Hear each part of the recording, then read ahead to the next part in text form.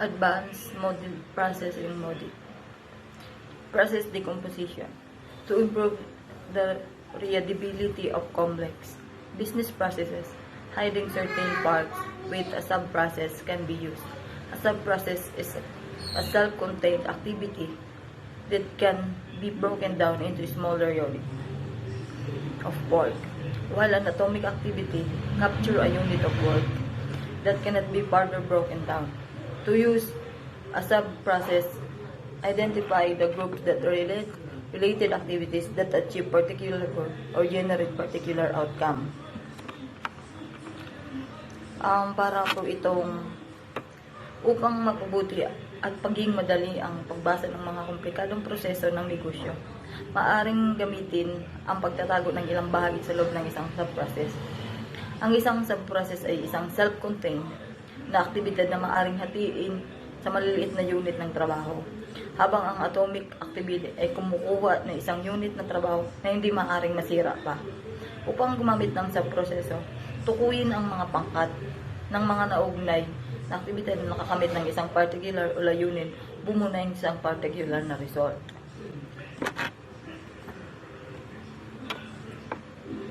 Process reuse. Sub-process are typically embedded with their parent process model, requiring reusing parts from other process model with the same organization, such as loan providers.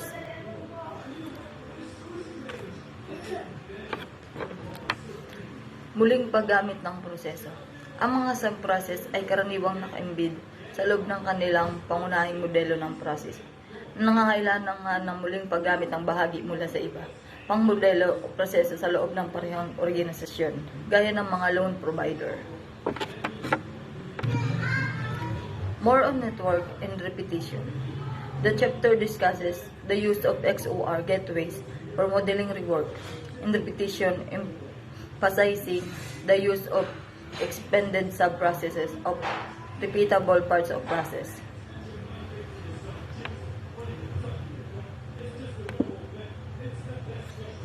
Ito naman ay tinatalakay sa kabanata ng paggamit ng mga XOR gateway para sa pagmumodelo ng rework at pag-uulit. Nagbibigay din sa paggamit ng mga pinalawak na sub-process para sa nauulit na bahagi ng isang proseso. Parallel repetition. Loop activity captures sequential repetition, but it can sometimes be necessary to execute multiple instances of the same activity simultaneously. For example, in a procurement process, obtaining a quote from a preferred supplier can be done using an end-split model. However, this solution has limitations, such as the larger the model and needs to revise in every time the number of suppliers change. BPMN provides a construct called multi-instance activity, which indicates an activity executed multiple times currently for multiple entities or data items. This model is smaller and works with a dynamic list of suppliers.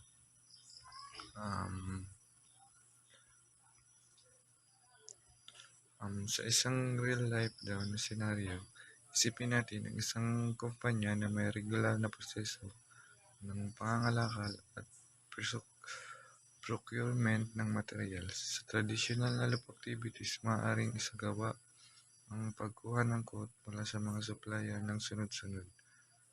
Ngunit sa paggamit ng BPN, multi-activity ng kumpanya ay maaaring sabayang makipag-ugnayan sa maraming supplier upang mabilis na makuha ang mga quote. Halimbawa, sa pag-order ng raw materials, ang kumpanya ay maaaring mag-set ng multi-instance activity para sa proseso ng pag-request ng quote mula sa iba't ibang supplier.